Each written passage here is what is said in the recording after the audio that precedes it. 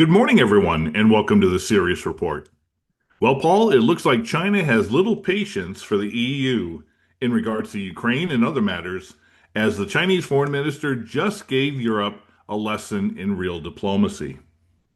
Yeah, absolutely. I mean, there's no doubt the European Union, as a result of this, and ministers will literally have been humiliated in a very diplomatic kind of way, but just basically told to listen to the reality of the world that these ministers should live in, and they don't, and to give them basically a lesson in reality and an understanding that they need to start to have the capability to look at things and reason to some degree the reality of what's going on in Ukraine as one example, or to do with Iran and Israel or Syria or anywhere else.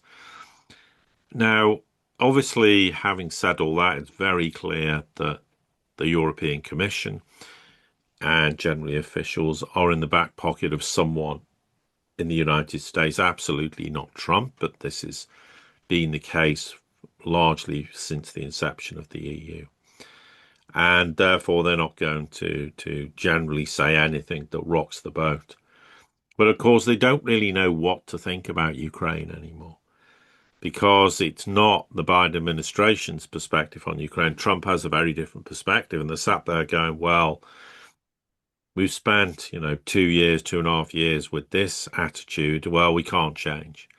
So then they are appearing to be completely contradictory to what Trump's stance is. But in essence, the gist of what happened is Wang obviously met European officials and came out with a rather frank assessment of China's position with regards to Ukraine. Now, it's very obvious to varying degrees that China has been supporting Russia with respect to the war. Now, we have to be careful what that means.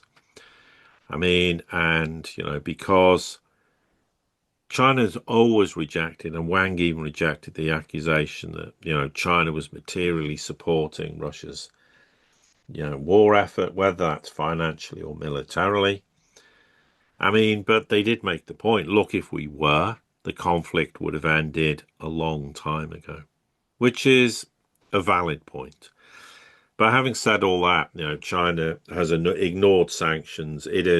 Has supported them indirectly by buying huge amounts of energy, as one example. There is a bit of a grey area about certain elements of drone technology, but we can't say one way or the other what the reality of that is.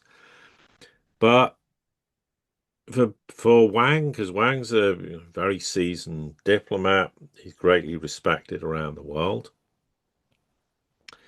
And it appears as though he's come out and made some very pointed statements, which was attributed to comments made to his counterpart in the EU, Callas. I mean, and he said that, China's not party to the Ukraine war. And by all accounts, I think, given the nature of the conversation, and it's not clear every single aspect of what was said, but I think it surprised EU officials in terms of the nature of how frank the Wang was. Basically, he didn't pull any punches. I mean, and it appears in a broader sense that Wang was not going to tolerate anything Callas said.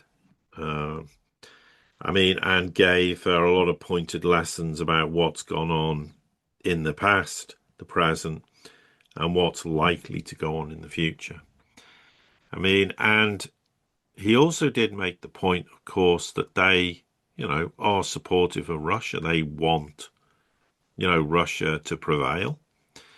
I mean, but they said, of course, this was to do with the fact that obviously, as far as China's concerned, that if Russia was to lose in Ukraine, for all, in inverted commas, that China fears the United States would then shift its focus to Beijing. Now, I don't doubt that was or would have been the case if it had happened, as the West stupidly thought Russia would capitulate very quickly when the Ukraine war started, that they would have undoubtedly thought, well, we've destroyed Russia. Now we're going to move for China. I don't think that would be exactly the position now. And of course, Russia's not going to lose the war because Russia's already won the war. But I think that there's still a concern. And I don't doubt, on the back of having said, Wang said that to Callis, a whole bunch of other things would have been said about, do you understand that the Americans are not your allies? They're not to be trusted. They will say one thing and do something very, very different in the process. But there is the argument, and of course, in these discussions, that people in the West will completely misinterpret what the Chinese feeling is. I mean, and they'll kind of go, well, if the war carries on, then it suits China because the Americans will continue to be engaged there. And whilst they're engaged in Ukraine, they're not going to want to possibly be engaged in with respect to China and Taiwan. But it's worth reiterating a small point about this, that when China agreed to give some partial relief on effectively sanctioning the export of rare earths to the United States and to Europe, I mean, it was for a period of 6 months. They said it would not be for military use. And we've made the point before, it seems quite interesting that since that point in time, the United States has not really talked about Taiwan at all. So I think there is reason to believe that part of the agreement was you're going to walk away from Taiwan and you're not going to use this as a stick to beat us with and try to drag us into a military confrontation with the Taiwanese, as you have done, obviously, with Ukraine. But what really is confusing for the Europeans is to sat there and basically be told reality for any European Union official is, well, a complete shock to them, because I mean they won't generally believe a word of it because their belief is so indoctrinated by nonsense that they will have believed since they enter politics. So to suddenly be told, sorry, this is the reality of Ukraine, this is the reality of Iran and what's gone on with Israel, this is the reality of Syria, and this is the reality of our relationship with you. Now, if you want to have a normalized relationship, that's fine. But if you're going to keep, being there to aid and abet what the United States is doing, or you simply there just to repeat whatever the United States has said regarding a matter which has no basis in reality, then we don't need you. I think China would quite happily, in the future, if things don't work out well, would turn their back on Europe, and Europe doesn't understand this either. Why? In the end, China is not going to tolerate being treated like the way the United States likes to treat other nations, and Europe just follows suit. They're going to say, as they will with the United States, if you want to have win-win cooperation and work together, that's fine. But if you don't, then we're not interested. We'll walk away from you. And I think also that's precisely what was said to Callis and to other European officials. We've had enough. We're not going to tolerate you treating us the way you do. Because the one thing China demands from nations, as all nations should demand, is respect. You treat respect. If you disagree, fine. If you have a legitimate argument why you disagree and you present it in a way that we agree with you, we'll happily change on that basis. But you're going to go sit there and try and humiliate us, try to threaten us, then forget it, because you're in no position to do so. You know what I found fascinating is this meeting was in many ways being described as a debate where both sides were giving their side of the argument, of their perspective, in some cases challenging the other. And what Wang did on numerous occasions reminds me of what President Putin did to what was his name? The independent uh, podcaster used to be on Fox. Oh, Tucker Carlson. Tucker Carlson. Yeah, when he had the interview with Tucker Carlson. And as Tucker Carlson tried to give the usual Western, you're brutal, you're attacking, you're doing this and this. And President Putin simply gave a history lesson on this has been Russia throughout history. We've been allies with Europe. We've been allies. We stopped Napoleon. We stopped, uh, you know, the German influence. We did all these things. This is what Russia is. And Wang did the same thing in many ways, giving history lessons of this is China. This is China in foreign affairs. This is what has done. And if you think about it, Europe today is like the petulant child who is desperate to sit at the adult table. The adult table being Russia, China, and the United States. And with that being said, they don't understand the fact that Europe to these greater powers is nothing but a proxy, the same way Ukraine is believed to be a proxy to Europe. Yeah, and just a vassal state to do as it's told, and to buy lots of American arms for a war they're going to never fight with the United States via NATO. So yes, and but I think what's very telling is that Wang has been pretty forthright in these discussions. And this comes on the back of the fact that in a few weeks there's this leaders summit in China with the European Union. Now, it would appear he's just given a brutal dose of reality. He didn't go there with a charm offensive trying to butter the Europeans up for this meeting and tell them everything's rosy in the garden and we all friends cooperate on everything. Absolutely not. And there is also reason or suggestions that the Chinese might even want to shorten the length of this summit. Well, if they do, and that subsequently happened, that would suggest to me they regard this summit with the Europeans as being rather pointless and actually ultimately will achieve nothing. And Europe should be very worried about it because, as much as we've talked about why the Europeans need Russian cheap energy, they also need, excuse me, the Chinese for many, many reasons. But of course, the problem you have with the Europeans is they don't know when they're onto a good thing. They don't realize how a strong relationship with China will benefit them. So when they kind of have decided to issue the 9 millionth package of sanctions that is going to be the game changer this time, they start to also include Chinese financial institutions, they said, who are in breach of sanctions, which of course China denies. And China's response to the Europeans, of course, is we're going to retaliate in kind. And when China retaliates in kind, it generally does things asymmetrically, but it does things in a way that really hurts.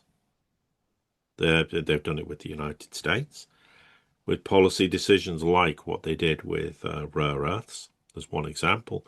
They will cause the Europeans huge damage if they follow through on this. And of course, what does Europe do as well? It wants to be all friends, and you get elements in Europe who go, yes, we need trade and cooperation and investment with the Chinese. And then they accuse them of all sorts of things related to trade, and you're involved in massively subsidizing certain sectors which China isn't, and you're distorting market prices. And China goes, well, actually, no, we're not. And yes, there has been disagreements about why China decided to rope the Europeans in with their ban on exports of rare earths and magnets to the United States. And they're going, well, why are you treating us the same? They go, because you're just a mouthpiece for the US. You just say what they say. So we can't trust you that you won't then just automatically send rare earths onto to the United States because someone picks up the phone and tells you to do so. Yeah, so the EU can feel aggrieved that they're caught in some kind of crossfire between the US and China. I mean, and the issue is the China's attitude to the Europeans is going to be, well, there's nothing to talk about. Until you actually have your own policy decision, until you stop being a vassal of the United States, then there's nothing to talk to you about it. This is how it is, and you're going to have to live with it. We're not negotiating with you because we know exactly what you'll do. You'll just go and give it all to the United States. So you're going to have to be tarnished with the same brush until you prove to us that you actually intend to make your own policy decision and not just do what the United States tells you to do and how they tell you to do it, when they tell you to do it. And that will have caused enormous upset inside Europe to have to be constantly told, you're just vassals. You're just there to do whatever you're told to do. You don't make policy decisions. Rather, the entire European Commission's exactly the same. So, yeah, Wang's going to meet other European officials. I mean, and interestingly, of course, despite all these clear issues with meeting European officials, the Chinese will come out and go, look, we have broad common interests, but there's no fundamental conflict of interests. But they make the point, that Europe's got its own problems. But bear in mind, your problems are nothing to do with us as China.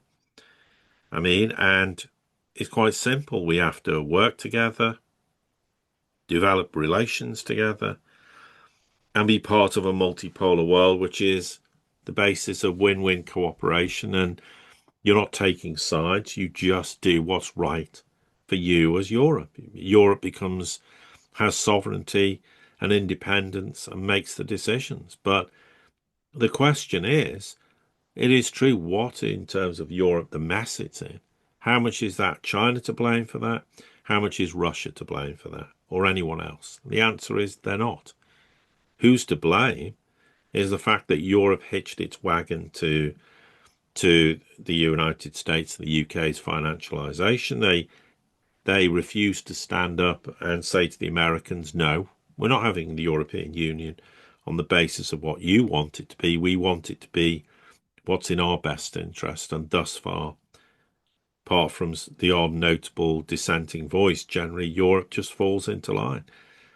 But it remains to be seen what happens when they have this summit in about 3 weeks' time, because relations between the two countries aren't great, or between, sorry, Europe and China. There is the potential to remedy those problems, but I think Wang went there and said, right, this is how it is in future, and if you don't like it, we don't care. Hence, if you're not prepared to change your attitudes, then this summit, maybe we should just cancel it, or maybe we should cut it in half, and let's not waste time having discussions on things that are meaningless. So it's really an opportunity for Europe to face reality, to deal with real politics, or just walk away and say, okay, fine. You don't want the relationship on that basis.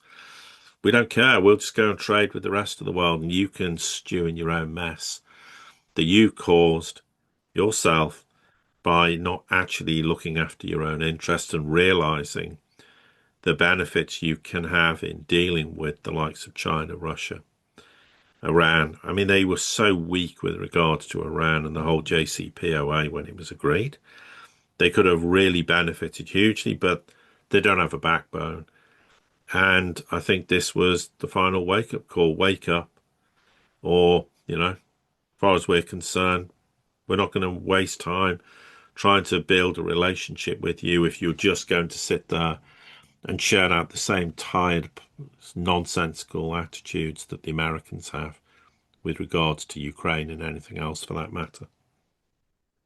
Yeah, I think one last point I want to make with this is you don't go at China by accusations or threats. And I think that's where uh, Callas and the rest of the EU came into this. Challenging China that they were involved in protecting Russia in regards to this. Well, of course, China is always going to protect its ally the same way that any other nation would protect its ally. But being intrinsically involved in the conflict, that's another thing. And when you take a look at what Europe, and we put out the podcast yesterday regarding the fact that they are desperate for funds in much of their financial system, why are they pushing this war message? Well, the United States appears to be, the Trump administration appears to be pulling out. Russia is accelerating its acquisition of key critical places and land in Ukraine. The conflict is rushing headlong towards a rather rapid end. But Europe has already sold itself and put all of its chips onto the table to back Ukraine. So, and telling their citizens, and now they desperately need some type of ally if the United States is pulling out, and they perhaps thought they could get that with China. It's not that way. And so Europe now is definitely being hung out to dry.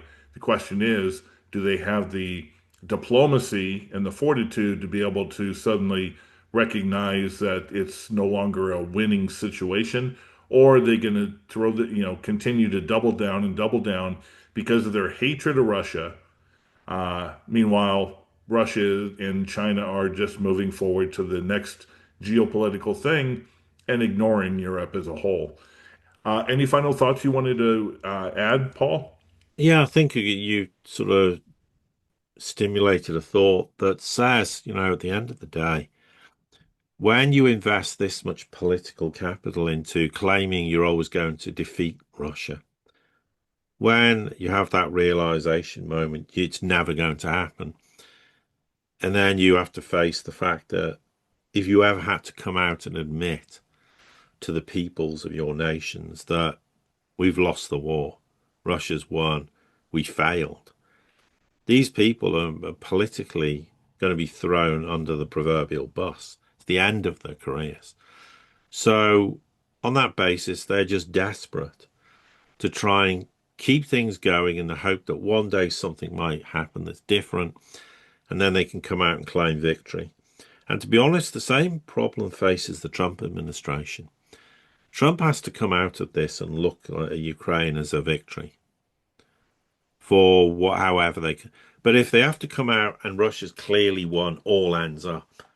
That's going to be even though they'll sell it was Biden's war, and to a large extent that's true, although not exactly the case now.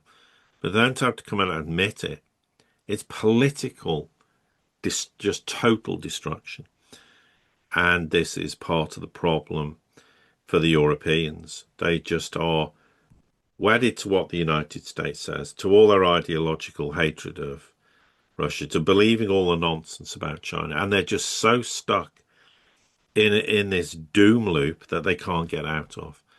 But instead of just holding their hand up and admitting, they'd rather just keep going and going in the hope that one day things change. And of course they won't. And things will not change, and then they're going to have to face a really brutally harsh reality. Now, with China, they can save some face. They can actually do the right thing. They can even do the right thing with regards to issues to do with Iran and how that can be resolved.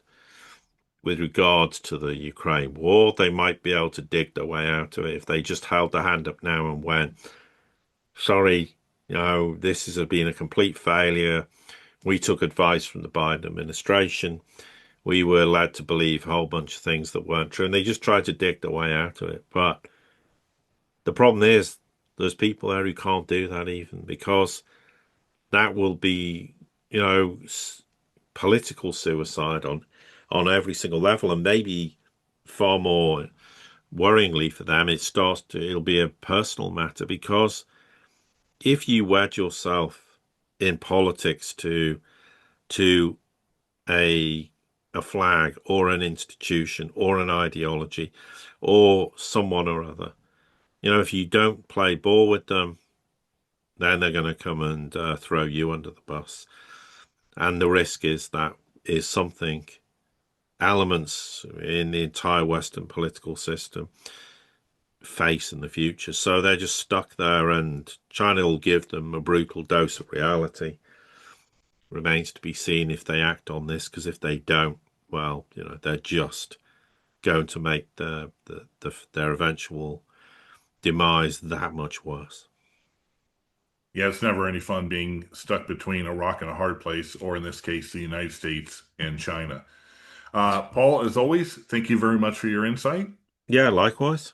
And to everybody here at the Sirius Report community, thank you, as always, for your support. Don't forget to like, share, subscribe, comment, send this out to anybody you think it might be important to. And until the next time we get together, have a great day.